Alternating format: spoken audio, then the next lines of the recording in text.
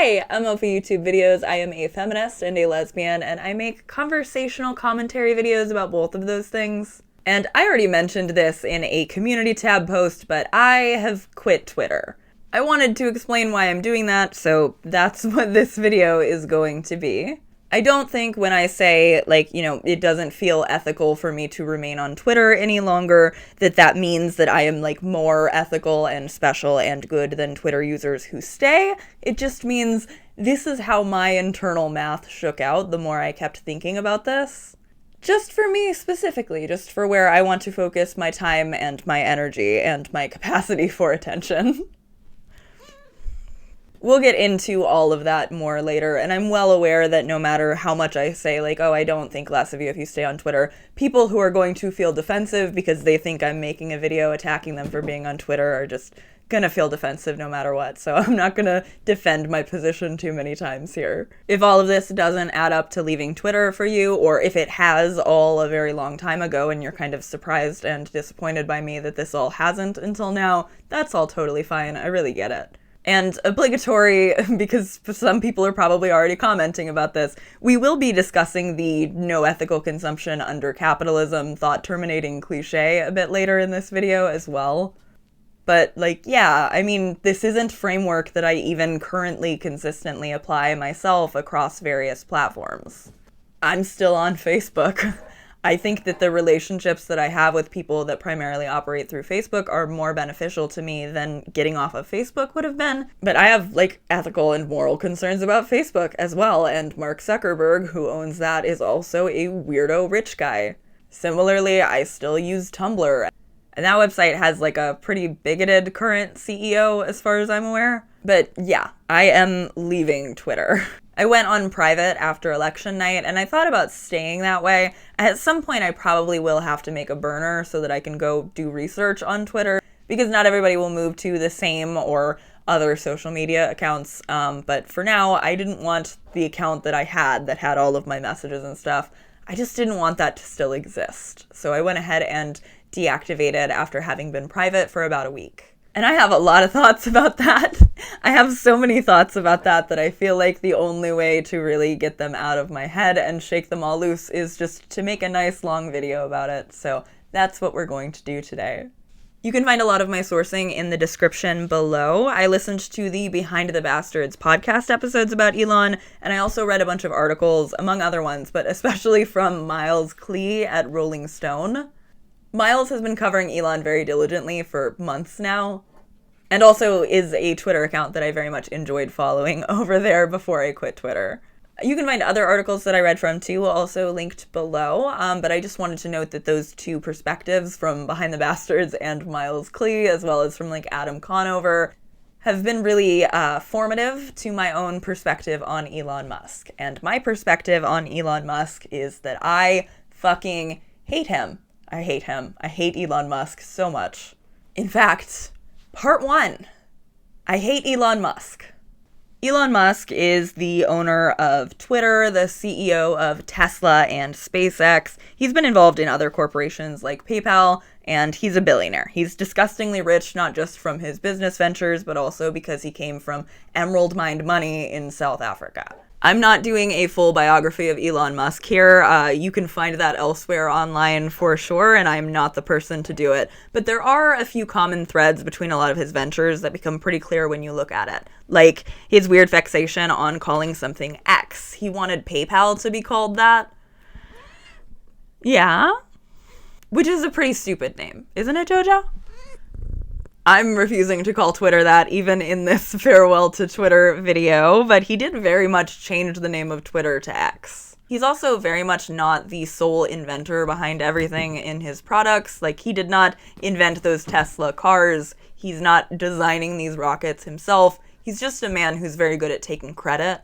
The one thing that is forgotten now, because he's made such a thorough heel turn, is that he used to have somewhat of a liberal to socialist image. He really did call himself a socialist at some point on Twitter. It's laughable now, but it makes sense to me when I kind of think about who he was advertising to with both SpaceX and Tesla. For SpaceX, people who believe in science and are interested in outer space, and for electric cars, a lot of the same.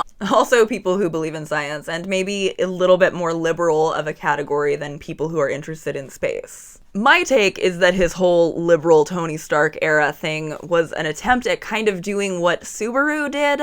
Noticing who's buying your cars and then pivoting towards advertising to them since they're already buying you anyway.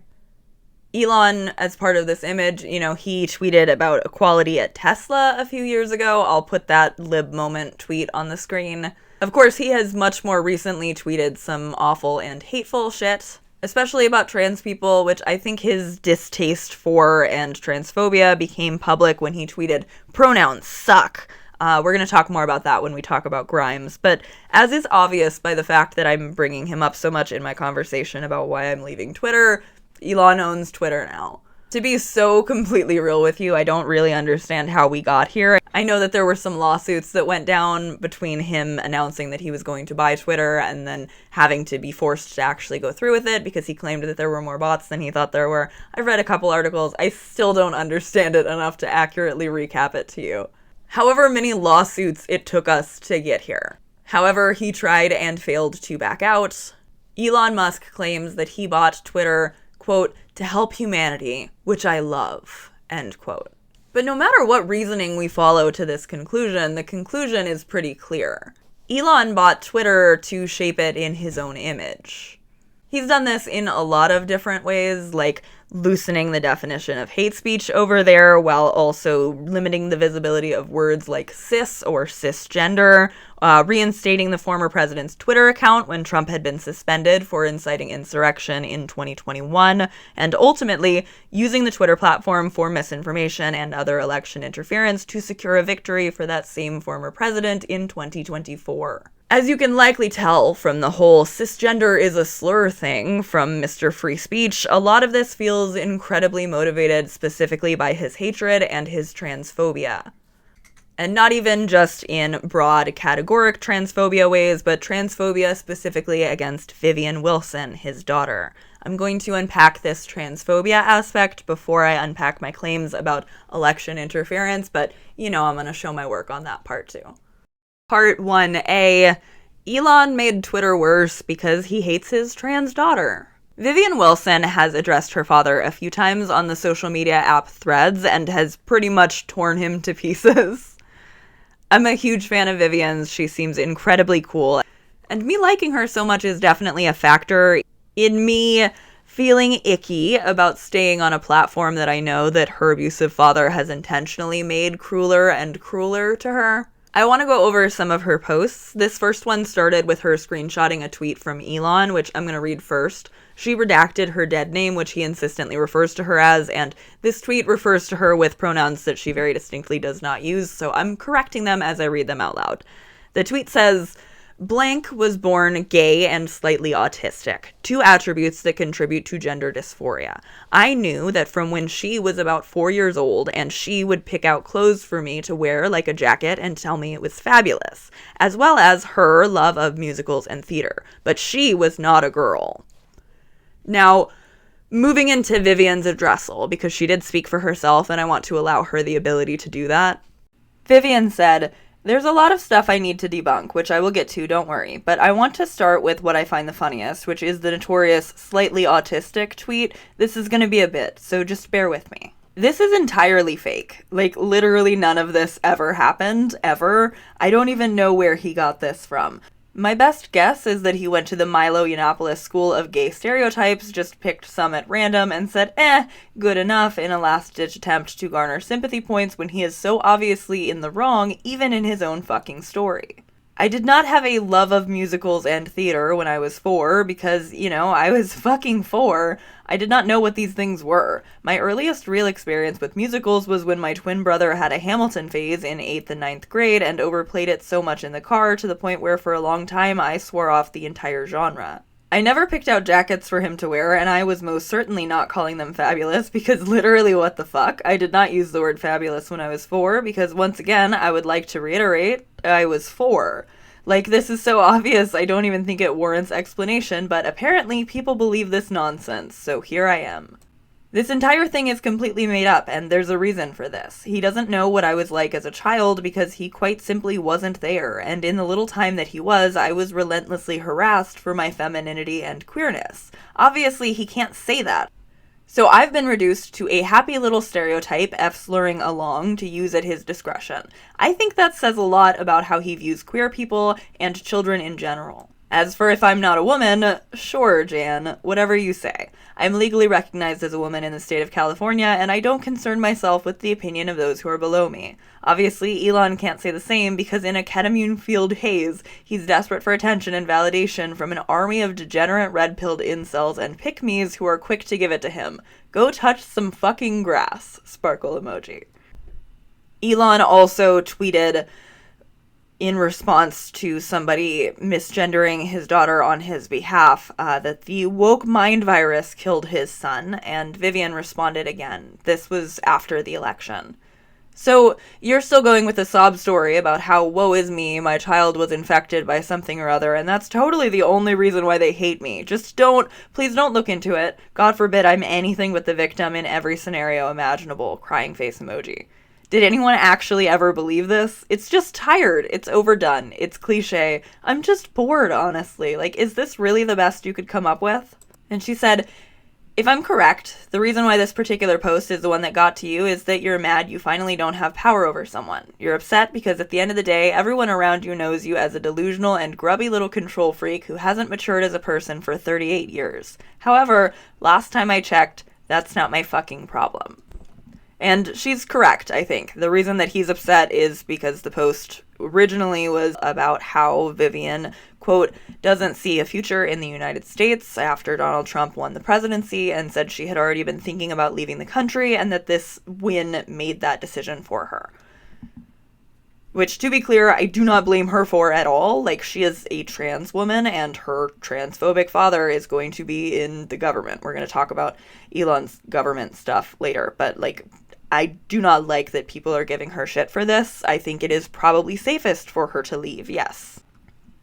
I think if she has the means and the desire to leave, she should leave, and I think, especially given Elon's position, even though leaving is not accessible or necessary for all trans and gay people in the United States right now, she's more than welcome to leave if that will keep her safer, and I think it probably will. And I'm also pretty sure that his infamous "pronouns suck" tweet had something to do with this strained so-called relationship with his trans daughter. And Grimes, a person who I definitely have plenty of criticism for, but not for this part, had responded with like, please give me a call or turn off your phone. I know this isn't your heart, which it does seem very much to have been his heart, but I have always appreciated that from Grimes. Grimes and Vivian still have a relationship and speak very highly of each other, even after Grimes has separated from Elon. And you know what? I might as well talk about Grimes now, huh? Grimes is a Canadian musician and a bit of a weirdo, and she is Elon Musk's ex-partner. They were on again, off again between 2018 and about 2021, I believe. I'm not going into all of the things about Grimes that annoy me on a personal level because it's not productive and it's not relevant to this conversation. This is part 2, Elon Musk and his romantic partners. A category of mistreating women, like we've just seen how he mistreats his daughter. One thing Grimes and Vivian have interacted about on social media since this split is about a custody battle between Grimes and Elon about their children, because he very much seemed to be keeping at least one of his children away from Grimes. Something that a relative of Grimes publicly implored him about ahead of a court hearing, but that seems to have settled in a way that Grimes is content with. Reading from an article here. Singer Grimes' mother, Sandy Garosno, tagged Musk in a post on his social media platform X on Saturday, saying her 93-year-old mother yearns to see and hold Musk's children, her great-grandchildren, one last time, including one of Grimes' 3 children, who she has not yet met. Garosno claimed Musk is, quote, withholding the children, quote, and their needed passport documentation, end quote, from Grimes, and pleaded with Musk to honor your agreement and return the children, adding, please, Elon, I beg you. Grosvenough's post was promoted on Threads by Vivian Jenna Wilson, Musk's 20-year-old transgender daughter, who had earlier this week blasted her father in a rare TV interview. Wilson went further than Grosvenor, arguing Musk has been illegally and continuously keeping Grimes' children from her during the most important developmental period in a child's life, end quote. Grimes sued Musk for parental rights of one of their 3 children in October, claiming in a petition in San Francisco Superior Court that Musk refused to let her see her youngest son, Techno Mechanicus, who would be about 2 years old. The Canadian singer had demanded Musk let her see her son in a since-deleted tweet in September 2023, asking Musk's partner, Siobhan Zillis, to unblock her on the platform and for, quote, Elon to let me see my son or please respond to my lawyer, many outlets reported at the time. There definitely is one specific Elon Musk and Grimes child who seems to be the favorite, seen out and about and photographed with Elon a lot relative to his tons and tons of other children.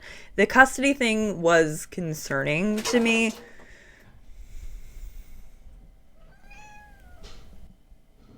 Well, you shouldn't have done that then. The custody thing, though, was concerning to me. That kind of thing often can be categorized as post-separation abuse, and I had already seen him indulging in other post-separation abuse sorts of behaviors with another woman who I'm very protective of, who he also had a relationship with, Amber Heard. Elon Musk and Amber Heard were on again, off again like he was with Grimes, but before Grimes. This was from 2017 to 2018. 2017, you should know, is the same year as Amber's divorce from Johnny Depp was finalized, and some text messages that surfaced because of the media circus around the Depp versus Heard defamation trial really show Elon Musk presenting himself as this sort of savior and protector type to her. That very much does not seem to have been the case in reality. Amber apparently mentioned to friends feeling like she could not speak freely in the Tesla that he gave her, for example, because it might be bugged and he might be listening in.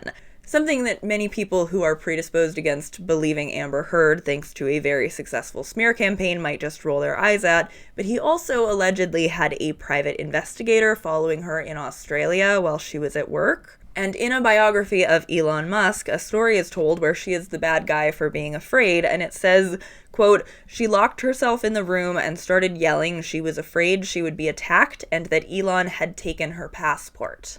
And again, as we've already heard, when Grimes' mother was publicly imploring about Elon's post-separation abuse of Grimes, she mentioned that Elon was withholding documentation for the children's passports. All of this adds up into a pattern too big for me to possibly ignore. This is not a man who has a good track record of having any kind of respect for women. He also shared images of Amber Heard in this sexy cosplay of a video game character, something that felt intimate and private between them, and that, for context, he was sharing after they had broken up and after she had been made into a cultural laughingstock. I also wanted to mention this here because while I really appreciated FD Signifier's recent video about Amber Heard, I didn't like that his position was seemingly that her relationship with Elon Musk was a sort of enough said reason to kind of discard ongoing empathy for her after the context of her relationship with Johnny Depp. It was a video I otherwise really agreed with, but the mention that that was how people conceive of her relationship with Elon just kind of made me tense up a little bit there. I don't think that having dated an abusive man is a negative reflection on a woman who has dated him, first of all, and also, just for context, beyond the fact that he seems to have stalked her and put her under surveillance, he wasn't so much of a right-wing shithead back then. Like I said, he used to put on that whole liberal Tony Stark thing. Circling back, though, into some other ways that Elon has made Twitter worse, and I'm not even mentioning the mass layoffs, the people whose lives were completely disrupted by losing their jobs, and then also the site's infrastructure was made worse because of those layoffs, because it was people who were running the website. I want to talk more about Elon making Twitter into his own image. It's not just because of objections to his interpersonal relationships and the way that he treats the women in his life that has made people flee the platform. One thing I noticed when I moved over to Blue Sky actually was how many more artists I was seeing and how many artists had already left, and I had kind of noticed but then forgotten how much art there just used to be on my Twitter feed. Many of them left because of looming terms of service changes that would put all of their art up for the taking to be scraped for Elon's AI training. But also, a lot of them left just because of the culture of Twitter. Twitter and its culture of quote tweet dunks has never been great for actually fostering connection and communication, but I do think that it is pretty undeniable all of that has gotten worse under Elon. I genuinely believe that strife and argument are boosted algorithmically on Twitter, and that on top of links off the site getting throttled, and that alone would be enough to drive people away, Twitter has just gotten crueler. Not everyone on Twitter, but enough people on Twitter that it affects everyone on Twitter, you know? I was talking to an artist friend of mine, actually a friend that I made through Twitter. I made a lot of friends through Twitter, even though I wasn't using it super religiously for many of the years that I had it. But I asked him as an artist if he could speak to this a bit, and now I get to show you this. Hi, I'm Sunny Dionysus. I'm Ophi's pal and a terminally online digital artist. I have been in the online art sphere since 2015, and it has definitely gotten worse with the rise of what I call 4chan rage brain rot. 4chan is basically known as the scum of online spaces. Supposedly, it is a simple image-based bulletin board where anyone can post comments and share images anonymously. But everyone knows it as the site where gay people get doxxed. I bring up 4chan because Twitter has become alarmingly similar to 4chan in all the wrong ways. As an example, the artist Aaron Robidubo made a very powerful comic about their sexual assault by the hands of a teacher. Looking at the comments, a lot of other victims felt seen and heard from it. The post undeniably had made an impact on sexual assault visibility. However, not everyone was so kind. I will not be showing the rape threats, vicious artwork, and apologia that was thrown at the artist. I simply cannot stomach it. If you can, please give the artist a follow, but don't bother them about this. They have been through enough. The backlash to vulnerability is something that is frequent online nowadays, but Elon has accentuated and made it profitable. Sincerity is cringe again, and it's personally sickening. This malice towards sincerity makes waves from small alt-right spaces and directly affects artists. Art, a lot of the time, is sincere. It's a depiction of the artist's wants and needs, and that can be really dangerous online. Anger will always sell more, and Elon obviously is engineering hatred from nothing. People can gain more social clout than ever from being a troll, and it deeply mirrors alt-right forums like 4chan. Thank you, Ophi, for having me on your video. I am setting up my own channel right now, so I really appreciate this opportunity, mate. Thanks. I love Sunny. I'm a huge fan of Sunny. Sunny drew this really cute, I'll put it on the screen, but it's my profile picture on Blue Sky and was on Twitter already too. Yeah? You want to say hi? Yeah. He's planning on launching very soon with a video essay about fan labor that you might get to hear my voice in, so make sure you go subscribe. Thank you again, Sunny. So I mentioned earlier feeling like there's no ethical consumption under capitalism is a thought-terminating cliche, and I wanted to spend a little bit more time with that idea before I move into my conclusion here, because this is the part where I have nuance, right? Like I said, nuance not just because I know that I am something of a hypocrite about this, because I'm leaving Twitter, but I haven't left other social media platforms, but again, like I said at the top of the video, I do feel like some consumption is more unethical than other consumption. I mean, I talked about this when I made that video about the YouTuber who paid for an at-home conversion therapy class to make a video about. I'm so sorry, my cat is knocking my tripod and I've refilmed like 3 things I've said and I don't want to keep doing that. Yeah, I'm talking about you.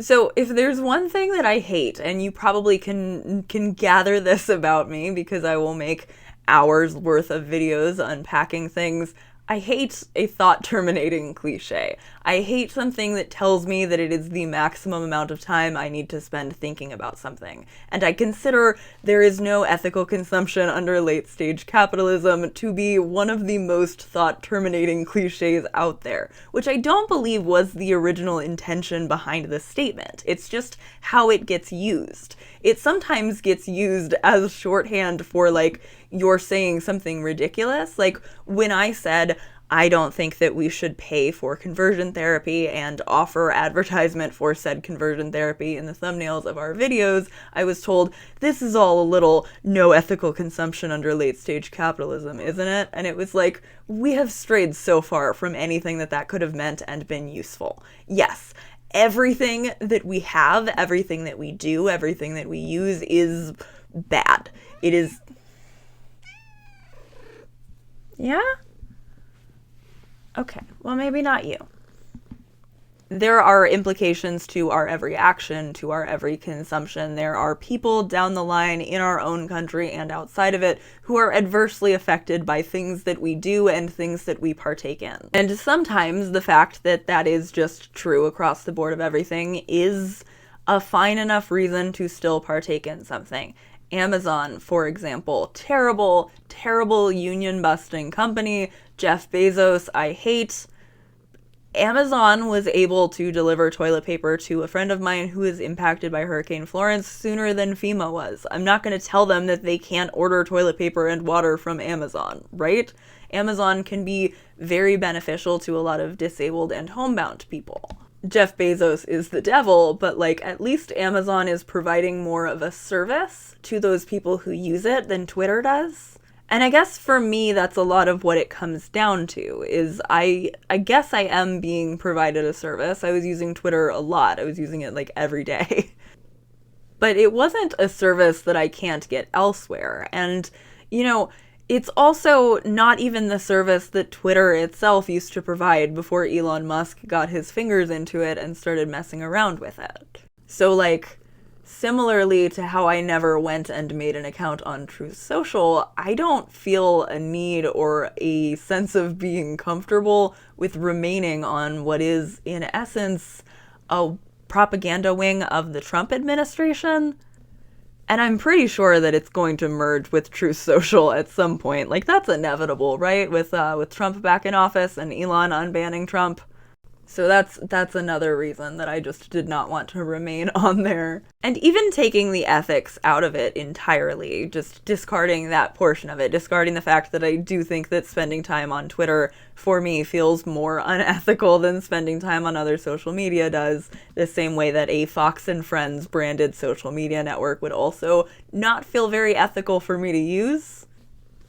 I am just unhappier spending a lot of time on Twitter. So, I mean, we can talk about that next. One more little thing here, though, because if everything I've already said and the existence of all of these meetings that Elon is having with Trump and various world leaders is not already enough for you to understand what I mean when I say unethical, just tonight, just while I'm working on this video, I read a story about a woman who was an editor at American Scientific magazine and who Elon Musk has been targeting over the course of the last week as a result of some very benign but, you know, lefty posts that she, as a believer in science, made regarding the election. Like, Elon full-on persecuted her. He was, quote, retweeting things about her. He was bringing her to the attention of his followers, who are very mobilized. Like I said, people who I feel like were waiting and excited to try to do a January 6th Part 2 and now can't. And Almeth resigned from her job as a result. I have a feeling we're going to see a lot more of this. I have a feeling Elon's going to do a lot more of this. I mean, he was even doing this regarding posts that were made on Blue Sky. So it's not even like it was something that was happening on his own fucking platform. He's just a demon. He's just an evil man. And yeah, I mean, we're going to talk in a second about the fact that I really enjoyed my time on Twitter for part of it, but I can't still be part of something that man runs. And packing away that little interlude here about other ways that he made Twitter worse in his own image, I do want to show my work for what I said earlier, that I feel like he used Twitter for election interference. I got up and she stole my spot, so I'm gonna be off-centered for a minute.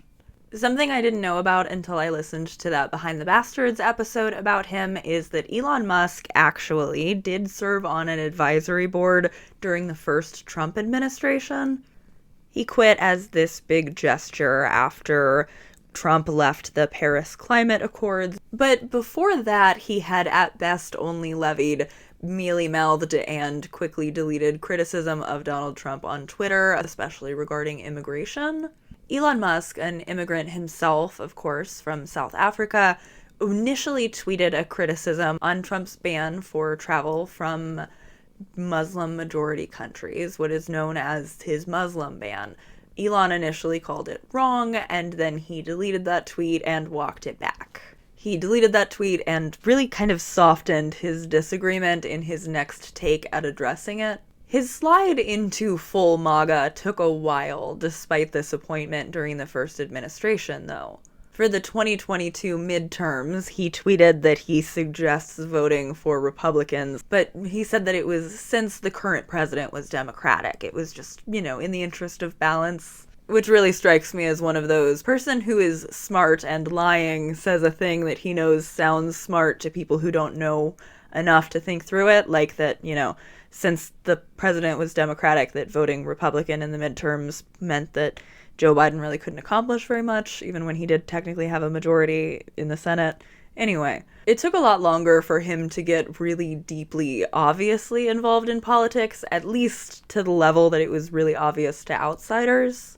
Okay, she moved. I took my spot back. So one thing about Elon Musk's involvement with this election that we do have to reckon with is that while Elon himself is particularly loud, obnoxious, annoying, and confrontational about all of this, this is something that fundamentally people with money do in our elections here in the United States all the time, every one of them, on both sides. Our political system is fundamentally broken for a lot of reasons, and especially because people do buy elections and election results all the time by flooding out their opponents with well-funded campaigns and lying in those campaigns. Like that restaurant owner board here did in Massachusetts to make sure that service workers didn't get that minimum wage increase this year that was on the ballot. I'm still bitter about it. So don't think that I'm sitting here telling you that Elon Musk is uniquely evil or conniving, because I'm not. I think he's actually just too stupid to have hidden the influence that he realized all the other rich guys get to have in the election, and then maybe also took it a little bit further. Like, he's too stupid to have actually tried to hide this, or if not too stupid, just too vain. But when I'm saying that I think that he interfered with the election, I want to say that I'm not doing, blue anon conspiracy theories. I'm not showing up for liberal J6 or whatever, I don't mean, the Starlink rocket broke up and that means that it deleted a bunch of Democratic votes or whatever the conspiracy is. That's another thing, divisive leftist takes and inflammatory right-wing takes that I think that he is intentionally boosting over there. Because tweets about ballots not being returned or potential voter suppression, I've seen a lot of those go down, but before I quit Twitter, I saw a lot of viral tweets about the Starlink and the SpaceX rockets, stealing the election or whatever. And I'm also not saying that I don't think that anything shady went down. I mean, we know that there were a lot of bomb threats that were called into various polling locations, a lot of which were polling locations where people of color voted. We know, as was pointed out in the comment section of one of my recent videos, voter suppression and disenfranchising is a real problem here. So a lot of people who would have liked to have voted against Trump likely had their names purged from voter rolls or potentially lost their right to vote within the last few years. There are a lot of reasons other than he did a magic rocket trick and wiped 15 million votes. That was circulating because we didn't have all the votes counted yet.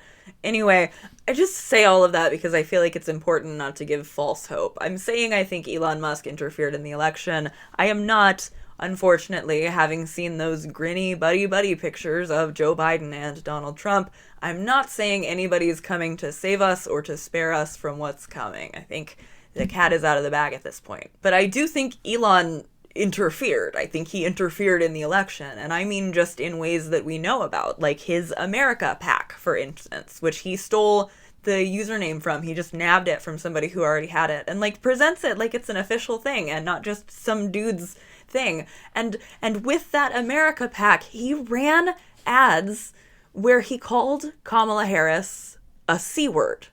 He said C word. He winked at it like it really meant communist, but then he used like cat yowling sounds to really make it clear. There was a lot of anti-Kamala Harris sentiment on Twitter under Elon's control. Entire banners and website features and spaces dedicated to the Trump campaign. But that one where he called her a C word just really, really fucking bothers me. It really fucking bothers me how much of this. I don't think she lost just because she's a woman. And I also think that misogyny played an enormous, enormous role in us losing this time. You know what I mean? But I mean stuff like that. Stuff like his ads, stuff like the AI-generated videos he shared of her, the way that he was, pretty much actively paying people to vote and to vote for Trump. His deeply corrupt get out the vote operation for Trump, which seems to have included stranding people far away from their homes without money for a hotel or travel home if they didn't meet specific metrics, when they didn't even know when they got loaded into the back of a U-Haul that they were supposed to be canvassing for Trump.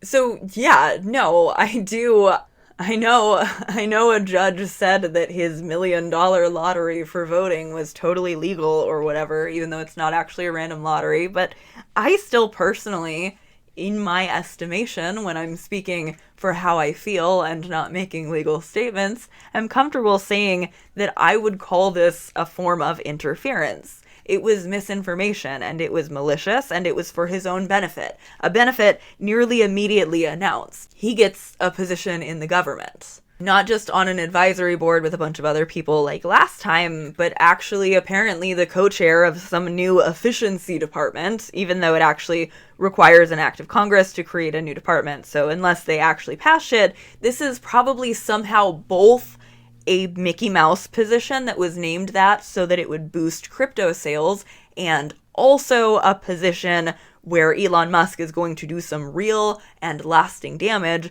by slashing funding for various needed programs. And I've already said this in my videos. I was using liberal cope. I really thought Kamala would win. And at the time when I thought Kamala would win, I told myself that Elon was wasting his money. That me staying on Twitter was ensuring that he had wasted his money. But then election night happened, and I went from hopeful and pretty confident to pretty terrified and despondent by like 11 p.m. And at some point that night, as I was angry and scared and my body was actually physically shaking, I did something that I had made sure I wasn't doing very often on Twitter. I scrolled without making sure that I was in my following tab and not in my For You page. And on my For You tab, I saw so many people celebrating the results of this election that was giving me an active panic attack. I saw so much hateful and vitriolic shit, and I don't even really remember the specifics of what I was seeing over there. I just remember this overwhelming feeling of, the guy who did this is going to be part of the government, and I need to get out. And for a lot of the reasons I already mentioned, really. I mean, Elon himself, the culture on Twitter getting worse. This new function that he had rolled out where even blocking somebody can't actually keep them from seeing your tweets anymore unless you're on private. I already had people who I blocked who screenshot my tweets and post about them because they're like obsessed with me, but I hated that feature change. I still don't understand what it's for other than making harassing people who don't want to interact with you easy without needing to make alts. And I personally like to be able to block people. I do that on YouTube too. I like to be able to curate what I see and what I need to interact with on social media. So I kind of want to talk about my own experience on Twitter. Are you really going to move right after I set the whole shot up? Thank you. Thank you, Jojo.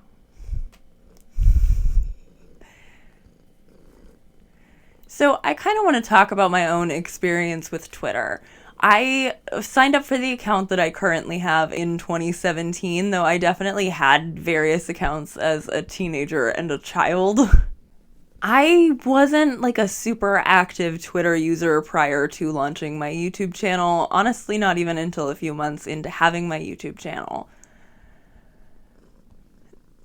But I made some friends over there, especially as I was covering the whole Drake Bell saga, because a lot of people were attempting to hold him accountable on Twitter long before it hit YouTube, so I was keeping up with things over there, and I made some really close friends that way.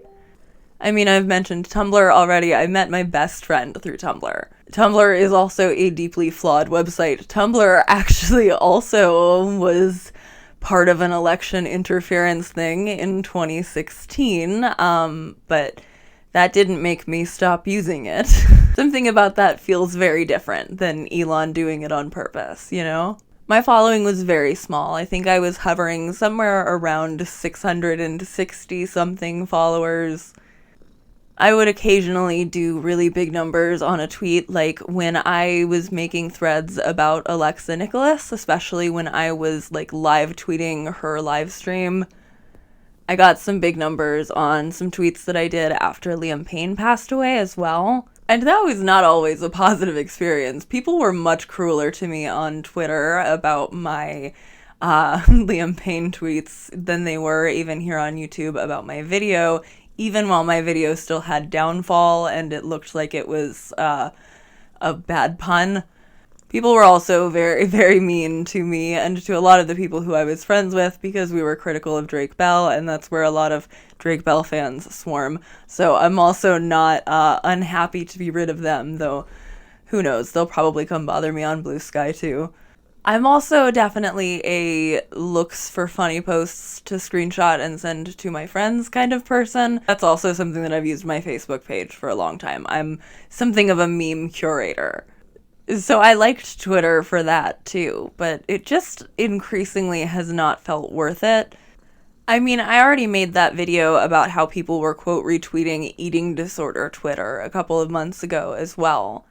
And I was seeing a lot of that, I think, because it was, again, my For You page and not my following page. And again, it's quote tweeting people to dunk on them, which, as I was saying, is an increasingly rewarded part of Twitter culture, but just not an enjoyable one. But I think the most common response from that community tab post that I made about leaving Twitter the other day was that most of you already have left. I've also heard that a lot when I've done videos where I'm like reporting about something from Twitter, and I'm like, hey, I'm on Twitter, so you don't have to be, and here's what there was. People say, oh, I like that you report on this because I'm not on Twitter. So I kept telling myself, like, okay, these are all of these reasons. I like these people who are here. I like these funny posts. I like that it helps me find, like, jokes to send to my friends and make them smile. But there's this piece of, like, common knowledge, internet wisdom that has been passed on to me. I don't even remember where I first heard this, but I do know that I was a teenager. That if you are not paying for a service, you are the product. And by those metrics, and because I have never and will never pay for Twitter, I just increasingly can't stomach the thought of being a product for Elon Musk. Again, like I said before about Facebook, about how I get more out of those relationships that I have with the few people that I'm Facebook friends with than I would from deleting Facebook. I don't get more out of Twitter than I am giving, because I was part of that user base that he spent some of his richest person on the planet money on. It's a big yawn. Bless you. I've got a lot of real conflicting feelings about this, though, because, you know, it's not just the fact that I'm sad that I don't have as easy a way to directly access a lot of the people who I followed there, who I haven't found yet on Blue Sky. If you think that I got mad at you and I broke a mutual, I did not. I just deleted my whole account, I promise. But I also feel conflicted in the way where, you know, I am ceding this. I am ceding this space to the right-wingers. And I don't love that. I don't love how it feels to intentionally marginalize and silence my own, like, feminist and progressive voice. I felt that way just by going on private on election night, but like I said, I just was so overwhelmed by everything I was seeing that I was like, I don't need anybody looking at my shit and getting a perverse joy out of the fact that I'm having a bad night on election night. And even still, while I was private, whoever was following me to post shit on the snark Reddit that they made about me was still bookmarking my shit to toy with me. And, like, at least I just don't have to see that on Blue Sky, even if they go look at me over there. There's no way they're this far into a video that I made, so I'm not worried about it, because they'd never actually engage with anything I've ever said. But it's not just a matter of like, oh, there are too many right-wingers over here, which, to be clear, in and of itself would also be a decent enough reason to not want to spend time on a website. It's the influx of right-wingers, the fact that they are feeling so empowered, because they're kind of literally empowered, they just won this election, and also, you know, I kind of feel like a lot of them were preparing for a fight because they didn't think they were going to win, and then they have that whole January 6th Part 2 energy all built up, and they want to take it out on libs and leftists, and I just don't have energy for that. So knowing that they all outnumber me, and also that I am never going to beat Elon Musk's algorithm, because Elon Musk's algorithm pretty much successfully swayed an election, yeah, I think I'm just gonna take off. And maybe if I had only been on Twitter, I would feel worse about intentionally silencing my own voice. But I'm still staying on YouTube. If anything, I will spend less time doom scrolling on Twitter, so maybe I'll make more videos. And I'm also still posting on Blue Sky, where you can find me. My screen name there is Ofidoki. They make you do like a really long screen name, so it's like ofidoki.bluesky.social. Hello.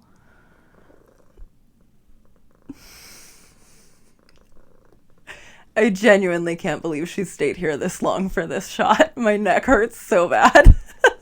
But yeah, while this is not prescriptive for everyone, and while I won't think less of people who remain on Twitter for longer, for me, myself, and for what I'm thinking of if they decide that they want to go through people's DMs, I mean, I'm well aware mine are probably still archived over there, but like, I just don't want Elon to have more of my shit to peer through than he already does from other websites. Amber Heard, actually, I didn't mention this earlier, but she hadn't been active on Twitter in years, and when Elon was confirmed to buy the website, she came and nuked her entire account. She was ahead of the curve, as were a lot of you, and as were a lot of the people who have been making Blue Sky a really cool and welcoming place. You can find Sunny on Blue Sky as well. I will put the thing on the screen. I won't cover Dojo with it. And make sure you check the link in the description for Sunny's channel as well.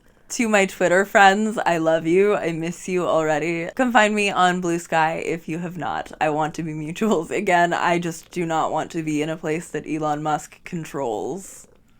Thank you very much for watching. Thank you to everybody who did follow me on Twitter, and who has already followed me on Blue Skies just since I made that post the other day. Also, special thank you to my Patreon supporters, a few whose names you can see on the screen now. I try to put a couple extra videos up every month on Patreon if you're interested in a couple more videos from me, or just a way to help support me financially. It's a huge help for me. Thank you so much. Also, thank you to everybody who has just watched my videos all the way through to the end. I really appreciate having a place to work through my complicated feelings about things like this, because I was already spending a lot of brain power on my decision to leave Twitter, so like, might as well make a video about it. I love you very much. I'll be back to talk about something else soon. Bye.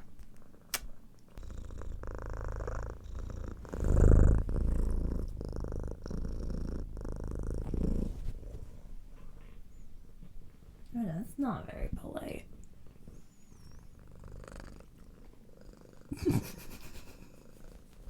Well, it's okay. The video's over. I mean, I guess you can do it now.